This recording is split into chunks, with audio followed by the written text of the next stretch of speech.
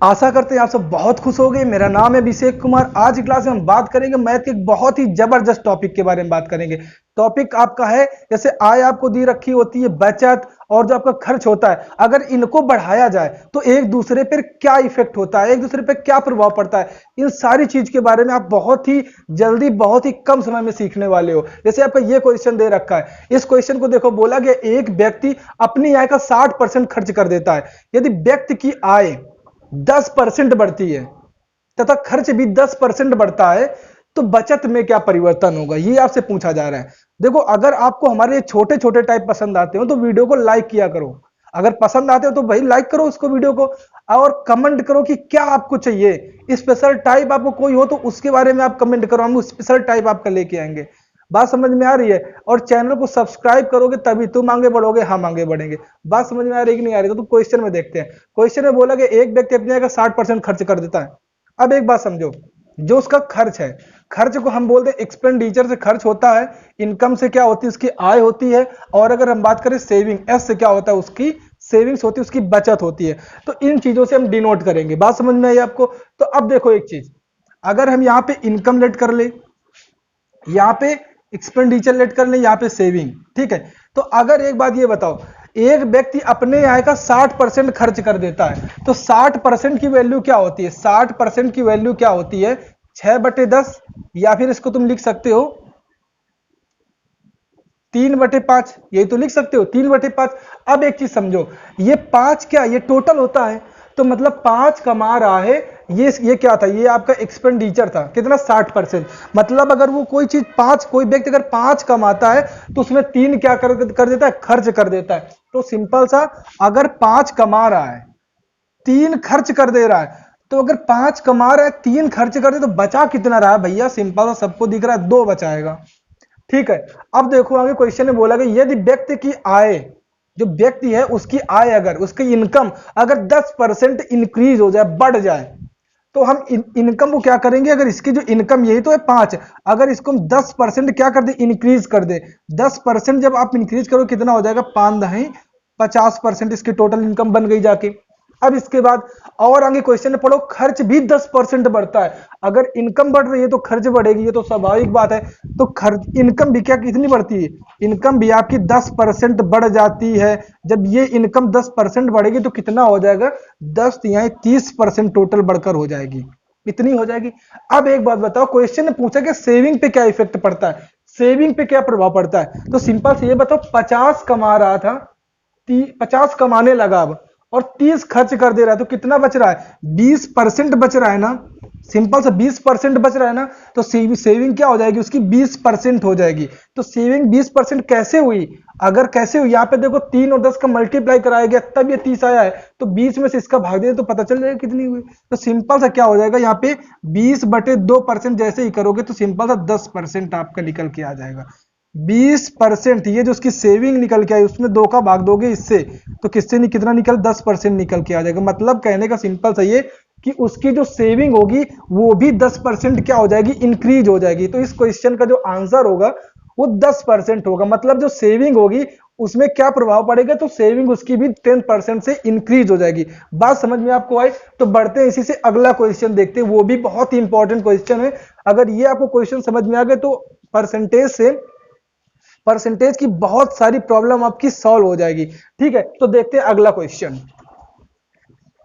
अब जैसे हमारा अगला क्वेश्चन कह रहा है, एक व्यक्ति अपनी आय का 84% खर्च कर देता है। यदि व्यक्ति की आय 15% बढ़ती है तथा व्यय भी 25% बढ़ जाता है, तो बचत में क्या फर्क पड़ेगा? सिंपल से वही नोट डाउन करेंगे, इनकम हो गया, एक्सपेंडिचर हो गया, और उसका सेविंग हो गई, ठीक है। 84% खर्च करता है, मतलब 84% का मतलब क्या हुआ? 84% का मतलब क्या हुआ? 84/100, इसको काटो तो कितना आएगा? 4 से काट दो, 4 दूनी 8, 4 एक कम 4, और यहाँ पे कितना आ जाएगा? 25। मतलब 25 टोटल वो अगर उसकी इनकम थी, उसमें से अगर 21 वो खर्च कर दे रहा है, मतलब एक्सपेंडिचर कितना उसका? 21 है, तो सेविंग उसकी कितनी होगी? बचत भाई 25 कमा रहा है, 21 खर्च कर दे रहा है, 4 ही तो बचत होगी, घटा दो, सिंपल सा।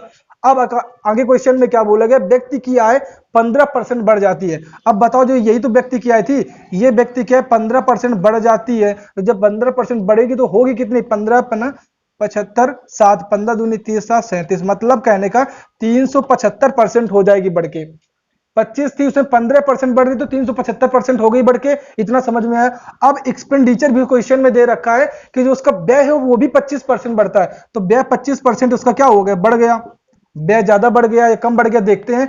अब यहां से 25 से कम 25, 25 दूनी 50, अब 50 दो कितना होता है आपका 52। मतलब कहने का जो इसका एक्सपेंडिचर है वो खर्च कर, वो जो कितना बढ़ गया 525 हो गया। तो जब 525 हो, कमा रहा है वो 375, खर्च कर रहा है 525, तो क्या फर्क, सेविंग में क्या प्रभाव पड़ेगा भाई, जो घर में पैसा उसके जो होगा, अगर भाई जब व्यक्ति कम कमाता है और ज्यादा खर्च कर देता है तो उसको बैंक से निकाल के देना पड़ता है, मतलब अपनी सेविंग से निकाल के देना पड़ता है ना। तो वही वही स्थिति यहां भी है। इसकी जो एक्सपेंडिचर जो खर्च है वो ज्यादा हो रहा है, किसके कंपेयर में, उसके इनकम की कंपेयर में कितना ज्यादा हो रहा है। 5 से 5 घटाओगे यहाँ पे कितना आ जाएगा आपका 0। अब यहां से कितना 12 में 7 घटाओगे 5 आ जाएगा, ठीक है। अब यहाँ पे 4 में 1 घटाओगे आपका 3 घटाओगे 1, मतलब कहने का 1.5% क्या होगी इसकी इनकम, इनकम 1.5%। अब देखो हमको घटाना चाहिए इनकम में एक्सपेंडिचर को, हम किसको किसमें घटा रहे हैं, एक्सपेंडिचर से इनकम को घटा रहे हैं, तो मतलब हमारा उल्टा घटा रहे हैं, तो यहाँ पे माइनस आना चाहिए ना। या फिर नॉर्मली आप ऐसे भी समझ सकते हो इस क्वेश्चन को कि आप 375 घटा रहे थे और 525 आप खर्च कर रहे हो, तो 525 आप खर्च कर रहे हो, 150 रुपए ज्यादा खर्च कर रहे हो। जब 150 रुपए आप ज्यादा खर्च कर रहे हो और कमा 150 रुपए कम रहे हो, तो आपको घर से 150 रुपए लगाने पड़ेंगे ना, तो सेविंग में इतने की कमी आपकी हो जाएगी। ये बात आपको समझ में आई। अब परसेंट में कितने कमी होगी, तो सिंपल सा हमने हर बार बताया है, इन दोनों को मल्टीप्लाई करा तो यहां से इसको क्या करना पड़ेगा, डिवाइड करना पड़ेगा। तो -150% बाई 4 कितना यहां से निकल के आ जाएगा, 4 तिया 12, अब 4 सत्ते 28, 4 सत्ते 28 हो गया और 4 पंचे 20, 37.5% इनकम क्या होगी, घटेगी, सॉरी सेविंग कितनी घटेगी, 37.5% इनकम क्या हो जाएगी उसकी, डिक्रीज हो जाएगी, सॉरी सेविंग डिक्रीज होगी। बात समझ में, बार बार इनकम बोल रहे हैं। 37.5% उसकी जो सेविंग होगी वो क्या होगी, घटेगी। ठीक है, ये बात आप समझ गए। अब इसी से रिलेटेड एक और क्वेश्चन है, अगर वो क्वेश्चन आपको समझ में आ गए तो हर एक लेवल क्रॉस हो गया आपका, मतलब हर एक एग्जाम में इस तरीके क्वेश्चन आपको परेशान करने वाले नहीं है। तो देखते हैं उस क्वेश्चन को, वो क्वेश्चन कैसे करते हैं। अब देखो जैसे अगला क्वेश्चन बोला कि एक परिवार में चावल मछली, सॉरी एक परिवार में चावल मछली तथा तेल पर खर्च का अनुपात 12:17:3 है। इनका मूल्य क्रमशः 20%, 30% तथा 50% अगर बढ़ा दिया जाता है तो इन वस्तुओं पर होने वाले खर्चों में कितने परसेंट की वृद्धि होगी खर्च में। ठीक है, तो देखो जैसा क्वेश्चन बोल रहा है वैसे ही करेंगे, थोड़ा उससे केवल डिफरेंट है, बस इसका लेवल थोड़ा हाई है। क्वेश्चन में देखते हैं हम, चावल मछली तेल, इसको हम क्या लिखते हैं, चावल मछली तेल। ठीक है, यही तो हुआ। अब देखो चावल का अनुपात कितना दे रखा है, 12, अनुपात में 12 दे रखी है इसकी वैल्यू कितनी दे रखी है आपकी 17 दे रखी है, इसकी वैल्यू आपकी 3 दे रखी है। ये बात समझ में। अब अकॉर्डिंग टू क्वेश्चन देखो उसमें हम रेशियो बनाते थे, हमको वहां पे परसेंट दिया रहता था, उसको हम फ्रैक्शन में चेंज करके पहले रेशियो बनाते थे। यहाँ पे रेशियो डायरेक्ट दे रखा है और इजी हो गया थोड़ा सा। अब कहा जा रहा है इनका मूल्य 20% क्या होता है, बढ़ जाता है। किसका मूल्य, क्रमशः 20, 30 और 50% बढ़ता है। तो बढ़ाते हैं, चावल का जब कितना बढ़ रहा है 20% बढ़ रहा है, सिंपल सा देखो 20% बढ़ रहा है। मछली का कितना बढ़ रहा है आपका 30% बढ़ रहा है। और तेल का कितना बढ़ रहा है आपका, तेल महंगा है ना तो 70-50% ज्यादा बढ़ रहा है। ठीक है, तो ये कितना हो जाएगा 12 दूनी 24, 240% टोटल बढ़ के हो गया। ये कितना हो गया 510% हो गया। ये कितना हो गया आपका 150% हो गया। ये बात आपको समझ में आई। अब उसमें पूछा जा रहा है क्वेश्चन में कि खर्चों में कितने की वृद्धि होगी, जो चावल पे खर्च हो रहा है, जो मछली पे खर्च हो रहा है, तेल में जो खर्च हो जाए, सबको अगर मिला दे तो टोटल कितने की वृद्धि हो जाएगी। ठीक है, तो नॉर्मली हम सिंपल से क्या कर देंगे, सबको क्या कर देंगे, ऐड कर देंगे। ध्यान समझना, सबको हम ऐड कर रहे हैं। जब ऐड करोगे तो कितना हो जाएगा, यहाँ पे 0, 5, 6, 4, 10, 2, 5, 2, 7, 2, 9, मतलब कहने का 900% टोटल आपका बना जाके इतना। लेकिन वृद्धि पूछा है ना कितने परसेंट की हुई है, तो इसको इससे क्या कर दोगे आप, डिवाइड कर दोगे। तो सिंपल से यहाँ पे 17, 3, 20 और यहाँ पे कितना आ जाएगा, वो 32 आ जाएगी, नहीं आ जाएगा, मतलब 900/32% ही क्या हो जाएगी, उसके खर्चों में वृद्धि हो जाएगी। इसको आप जो तोड़ मरोड़ के इसको और जो है लिस्ट फॉर्म में चेंज करके भी आंसर आप दे सकते हैं। ठीक है, तो इस क्वेश्चन को जब भी इस तरीके क्वेश्चन आएगा उनको इसी तरीके सॉल्व करेंगे। क्या करेंगे, पहले रेशियो लिख लेंगे जो दे रखा होगा, फिर जितना जितना परसेंट बढ़ रहा होगा, देखो उस तरीके से हम कर दिया, फिर सबको ऐड करके उसका जो मूल, उसका जो रेशियो दे रखा था उससे डिवाइड कर दिया। ठीक है, ये बात आपको समझ। अब इसी तरीके से एक और क्वेश्चन देखते हैं और सारी अपनी जितनी भी अभी कंफ्यूजन है, सारी कंफ्यूजन दूर करते हैं। अब देखो, जैसे क्वेश्चन में दे रखा है, बहुत ही अच्छा क्वेश्चन है। बोला गया एक कार के उत्पादन में 3 चीजें सम्मिलित है। एक मतलब कोई कार प्रोडक्शन कंपनी होगी, वहां पे 3 प्रकार की चीजें सम्मिलित है, मतलब 3 प्रकार की चीजें सम्मिलित है। पहला नंबर क्या है, कच्चे माल की कीमत, श्रमिकों का खर्च, अतिरिक्त खर्च। किसी एक साल में इनके खर्च का अनुपात इतना है, अगले साल में माल की कीमत में 10% घटी, सॉरी माल की कीमत 10% घटी, श्रमिकों पर 10% खर्च बढ़ गया, अतिरिक्त खर्च 5% घटा, तो कार की कीमत में कितने परसेंट की वृद्धि होगी। सिंपल से हम यहाँ पे क्या कर रहे हैं, यहाँ पे जगह और टाइम बचाने के लिए क्या करते हैं, कच्चे माल को फर्स्ट नंबर में डाल लेते हैं।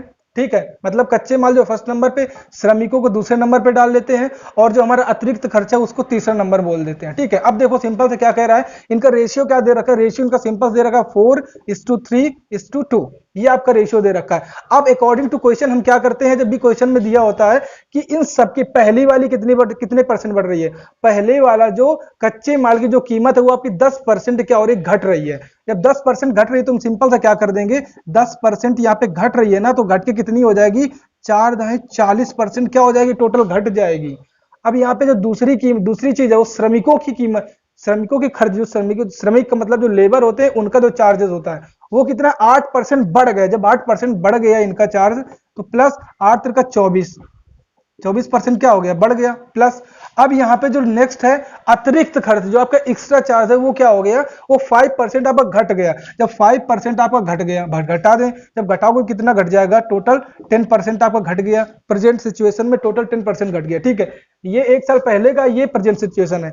अब टोटल कितना हो गया, टोटल कितना क्या करेंगे, 40-10-50 आपका देखो हो गया, 40-10-50 माइनस का 50% प्लस का 24%, तो सिंपल से यहाँ पे कितना आ जाएगा, 26% निकल आ जाएगा, माइनस का 26%।